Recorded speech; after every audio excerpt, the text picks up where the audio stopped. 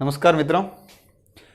तो आज हम वैदिक गणित की 1.4 प्रश्नावली के बारे में बात करने वाले हैं।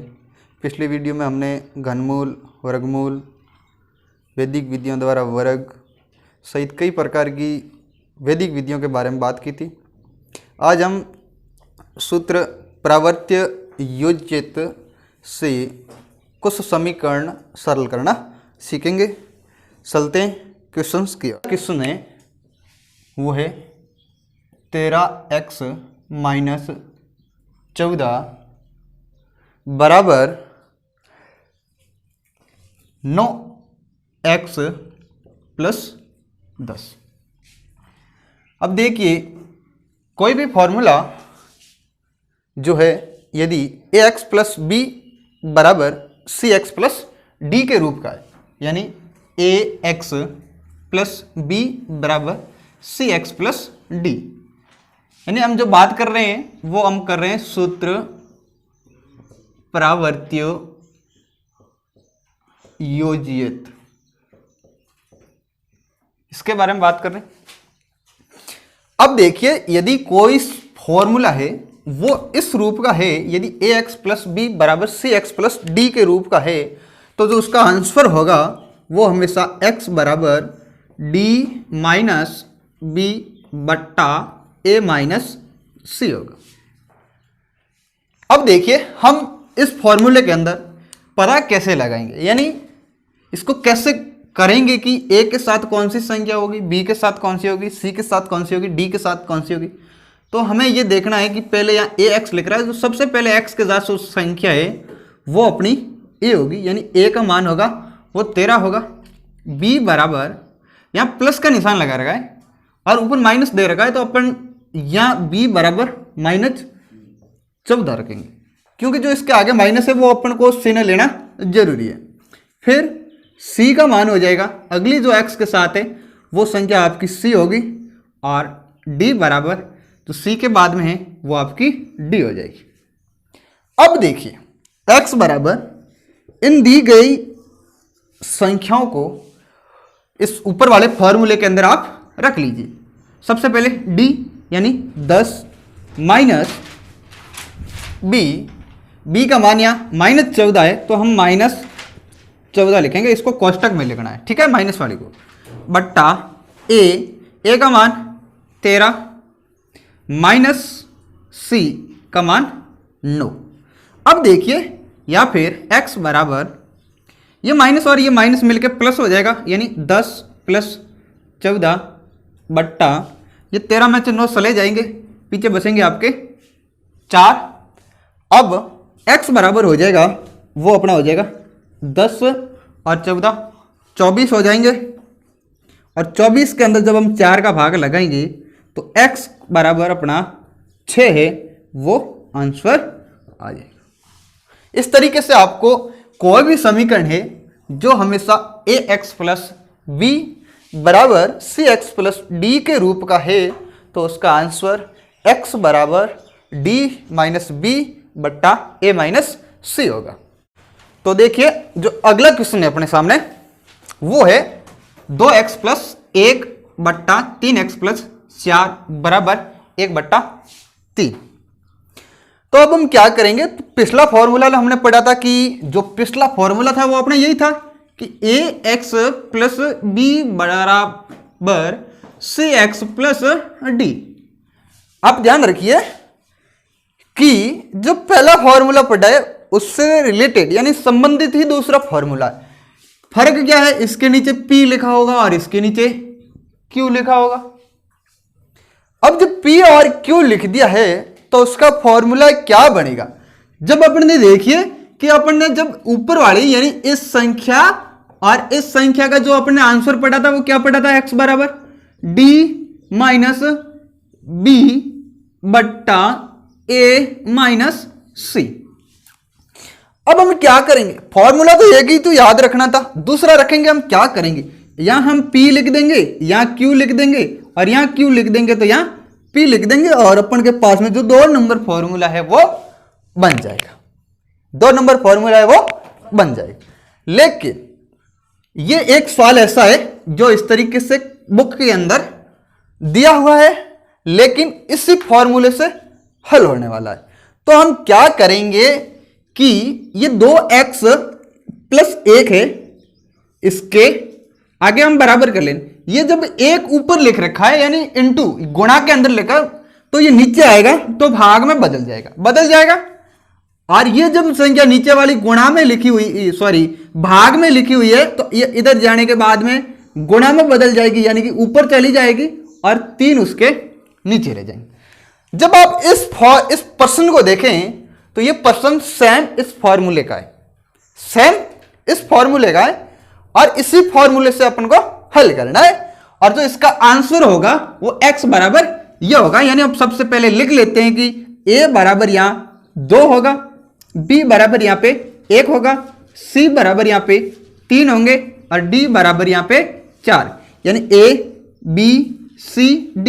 और नीचे क्या लिख रखा है यहां पे p, यानी p इसके नीचे लिख रखा है 1 और q यानी इस आगे वाली संख्या के नीचे अपन के पास में लिख रखे 3, यह हो जाएगा। अब हम क्या करेंगे, सीधा फॉर्मूले के अंदर रखें x बराबर यानी d, ये अपन के पास में d है 4 इंटू p का मान कितना है 1 माइनस b का मान 1 इंटू q कितना है 3, ये 3 बट्टा a कितना है अपन के पास में 2 इंटू q अपन के पास में 3 है माइनस 6 अपन के पास में 3 है इंटू p का मान है वो अपन के पास में 1 है।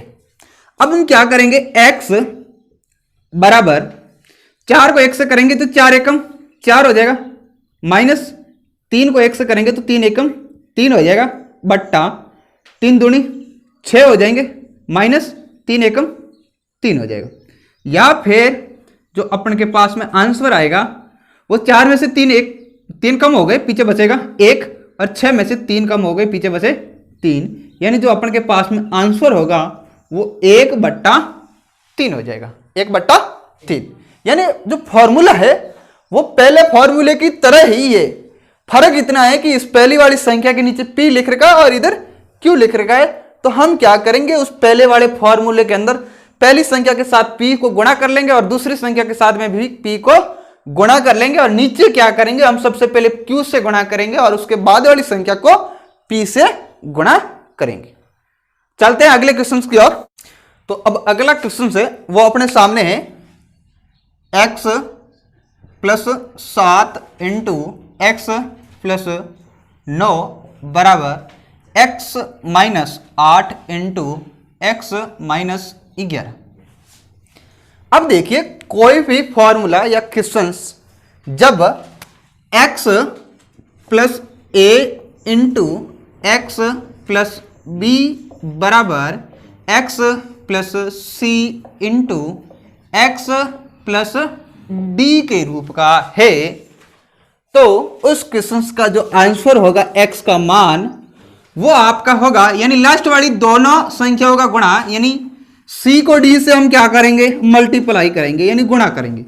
इसमें से कम क्या करना है, आगे वाली दोनों का कम करना है। a b को हम क्या कर लेंगे, कम कर लेंगे, बट्टा फिर क्या करेंगे, जो आगे वाली दोनों संख्याएं हैं उन दोनों संख्याओं को क्या करेंगे, जोड़ेंगे, उसके बाद में पीछे वाली दोनों संख्याओं को घटाएंगे, पीछे वाली दोनों संख्याओं को घटाएंगे। इस तरीके से अपन को इस फॉर्मूले का आंसर लाना है, याद रखना है इसको। तो अब हम देखते हैं इस क्वेश्चन में कि जो a का मान है वो अपन के पास में है 7, b का मान है वो अपन के पास में 9, c का मान माइनस के 8 है और d का मान जो है वो माइनस के 11। तो x बराबर यहां देखिए c इंटू डी दे रखा है, यानी माइनस के 8 इंटू माइनस के 11 माइनस a इंटू बी यानी 7 इंटू 9 बट्टा, अब हम क्या करेंगे, आगे वाली दोनों को जोड़ेंगे, यानी a प्लस बी यानी 7 प्लस 9 माइनस c यानी माइनस के 8 माइनस d यानी माइनस के 11। अब x का जो आगे आंसर होगा हम इन दोनों को गुणा करेंगे, माइनस माइनस प्लस हो जाएगा, 11 को 8 से गुणा करेंगे 88 हो जाएगा और 7 को 9 से करेंगे 63 हो जाएंगे, बट्टा अब ये जो 7 और 9 हो जाएंगे अपन के पास में 16 हो जाएंगे, प्लस क्योंकि ये माइनस और ये माइनस मिलके प्लस हो जाएगा और ये भी माइनस और ये माइनस मिलके प्लस हो जाएगा, तो 11 और 8 19 हो जाएंगे अपन के पास। तो आगे जो x का मान होगा वो जब इसमें से 88 में से अपन 63 घटाएंगे तो अपन के पास में 25 बचेगा, और 16 और 19 को जब हम जोड़ लेंगे तो अपन के पास में 35 हो जाएंगे। दोनों को जब हम 5 के पहाड़े से काट लें तो 5 का भाग 25 में 5 बार जाएगा और 35 में 7 बार जाएगा, और जो x का मान होगा वो आपका 5/7 होगा। यानी जो कोई भी फॉर्मूला x प्लस ए इंटू एक्स प्लस बी के रूप का है, x प्लस बी बराबर एक्स प्लस सी इंटू एक्स प्लस डी के रूप का है, तो उसका आंसर x बराबर लास्ट वाली दोनों का मल्टीपल में से आगे वाली दोनों का मल्टीपल को घटाना है और उसमें भाग देना है अपन को, आगे वाली दोनों संख्याओं को जोड़ना और पीछे वाली दोनों संख्याओं को आगे वाली दोनों की जोड़ में से उसको घटाना, तब अपन के पास में आंसर आ जाएगा। चलते हैं अगले क्वेश्चन की ओर। तो अब अपने सामने अगला क्वेश्चन है वो है 1/x plus 1 minus 2/x minus 1 बराबर 0।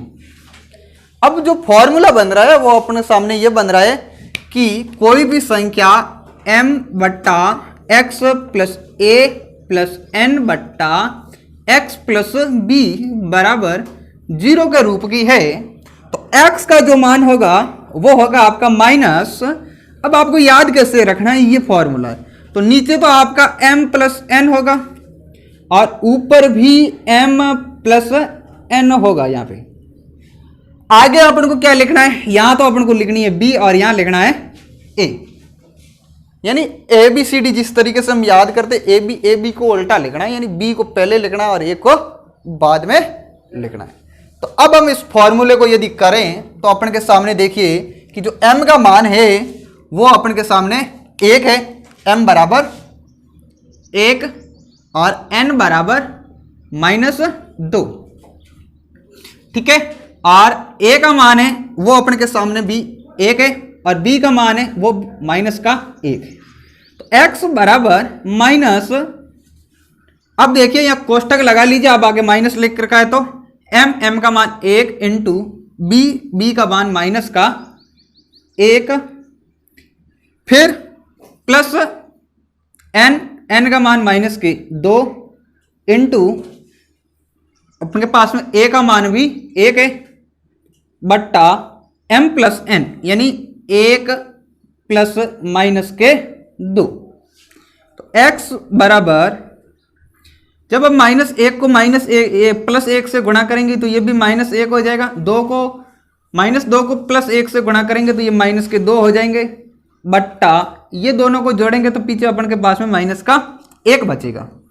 x बराबर ये -2 और -1 मिलकर के -3 हो जाएंगे और -3 के अंदर जब हम भाग लगाएंगे -1 का तो ये माइनस से माइनस कट हो जाएगा, ठीक है। ये -2 माइनस कट हो जाएगा तो पीछे प्लस के 3 बचेंगे। अब 3 प्लस के कोष्टक खोलते ही वापस माइनस में बदल जाएंगे क्योंकि बाहर जो निशान है वो माइनस का है, तो जो अपन के पास में x का मान होगा वो हो जाएगा 3। ये इसका आंसर होगा।